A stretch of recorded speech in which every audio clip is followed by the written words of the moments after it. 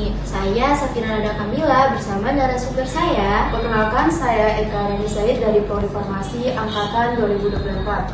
Saya Profesor Bilha Kamal dari Prodi Farmasi juga Angkatan 2024. Kali ini kita akan membahas topik yang sangat menarik dan juga penting nih guys, tentang bagaimana sejarah dan kedudukan serta fungsi dari bahasa Indonesia ini. Pasti Sobat Lumut ini tidak tahu kan tentang bagaimana sih sejarah atau asal-usul dari bahasa Indonesia ini, dan akan dijelaskan dengan narasumber saya.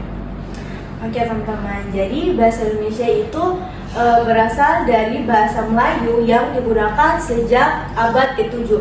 Nah, pernyataan ini tuh dibuktikan atau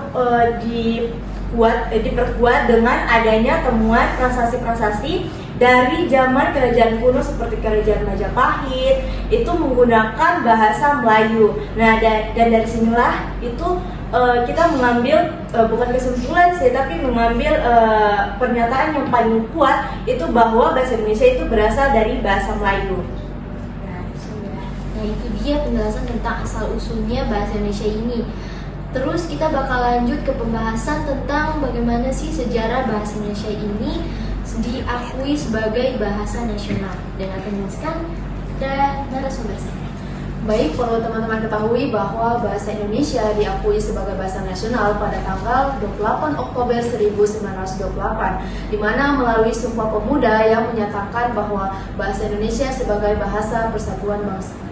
Nah, itu dia sejarah dari bahasa Indonesia sampai diakui sebagai bahasa nasional. Tapi pasti Sobat Lumut ini belum tahu kan tentang siapa sih yang mengusulkan nama bahasa Indonesia ini, dan akan menjelaskan dengan narasumber saya. Oke, jadi nama bahasa Indonesia itu diusulkan oleh Bapak Muhammad Tabrani. Nah, itu melalui perjalanan yang sangat panjang. Nah, pada Kongres Pemuda 1 yang dilaksanakan pada tanggal 30 April sampai 2 Mei tahun 1926, itu para pemuda-pemudi di negara kita itu bingung mengenai bahasa apa yang akan kita digunakan, bahasa Indonesia yang akan negara kita itu gunakan. Nah, jadi kita tuh menerima dua usulan. Usulan pertama berasal dari Muhammad Yamin yang menyatakan kalau beliau tuh mengusulkan kalau bahasa negara kita itu menggunakan bahasa Melayu saja. Nah, usulan kedua datang dari Muhammad Tabrani yang mengusulkan bahwa bahasa Melayu ini kita ganti menjadi bahasa Indonesia. Nah, para pemuda negara kita itu menyetujui usulan dari Muhammad Tabrani, sehingga pada Sumpah Pemuda yang dilaksanakan pada 28 Oktober tahun 1928, bahasa Indonesia itu resmi dinyatakan diganti menjadi bahasa Indonesia, dari bahasa Melayu diganti menjadi bahasa Indonesia. Nah, atas partisipasi Bapak Muhammad Tabrani ini, beliau dinobatkan menjadi penggagas bahasa Indonesia dan dinobatkan sebagai pahlawan nasional pada tahun 2023 kemarin. Nah, itu dia tuh pembahasan tentang bagaimana sih asal-usul dan siapa yang mengusulkan nama bahasa Indonesia. Sekarang kita bakal masuk tentang pembahasan kapan sih bahasa Indonesia ini menjadi bahasa resmi, bahasa negara. Baik, perlu teman-teman ketahui bahwa pada tanggal 18 Agustus 1945 bahwa bahasa Indonesia secara resmi menjadi bahasa negara melalui pasal 36 Undang-Undang Dasar 1945.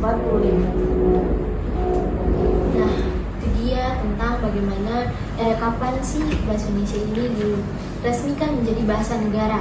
Sekarang kita bakal masuk tentang pembahasan bagaimana sih fungsi dari bahasa Indonesia. Akan dijelaskan dengan narasumber saya. Bahasa Indonesia sendiri itu dibagi menjadi dua, yaitu sebagai alat pemersatu bangsa dan sebagai alat komunikasi. Sebagai alat komunikasi sendiri itu bahasa Indonesia digunakan sebagai bahasa sehari-hari kita, di mana kita berkomunikasi satu sama lain. Nah, sebagai alat pemersatu bangsa itu kita kan di Indonesia ini terdiri dari berbagai suku, bahasa, budaya. Nah, di bahasa Indonesia sendiri itu digunakan sebagai alat pemersatu bangsa agar semua daerah-daerah yang memiliki bahasa-bahasa daerah tersendiri itu bisa berkomunikasi dengan nyambung gitu menggunakan bahasa Indonesia. Nah, itu dia Sobat Lumut tentang bagaimana sih fungsi dari bahasa Indonesia ini. Dan sekarang kita bakal lanjut ke pembahasan mengenai tentang kedudukan dari bahasa Indonesia ini. Akan dijelaskan dengan narasumber saya. Baik, jadi perlu teman-teman ketahui bahwa bahasa Indonesia memiliki dua kedudukan utama. Yang pertama yaitu sebagai bahasa resmi dan sebagai bahasa nasional, di mana bahasa nasional diakui sebagai bahasa persatuan yang menyatukan berbagai suku dan budaya di Indonesia. Selanjutnya yaitu bahasa resmi, di mana menjadi bahasa resmi negara sebagaimana diatur dalam Undang-Undang Dasar 1945 yang menyatakan bahwa bahasa negara adalah bahasa Indonesia. Baik, itu saja pembahasan dan penjelasan dari narasumber saya tentang bagaimana sih sejarah, kedudukan, dan fungsi bahasa Indonesia. Dan dapat disimpulkan bahwa bahasa Indonesia ini dia berasal usul dari bahasa Melayu dan diakui dalam Sumpah Pemuda di tahun 1928 dan dalam Undang-Undang Dasar 1945. Dan bahasa Indonesia ini memiliki fungsi yang sangat penting sebagai identitas negara dan juga sebagai alat pemersatu bangsa dan alat komunikasi sehari-hari. Baik, itu saja penjelasan dan pembahasan dari kami mengenai topik kali ini, podcast kali ini. Dan semoga penjelasan dari narasumber saya ini sangat bermanfaat bagi para sobat Lumut dan juga dapat menambah wawasan. Dan sampai jumpa di podcast selanjutnya, sobat Lumut.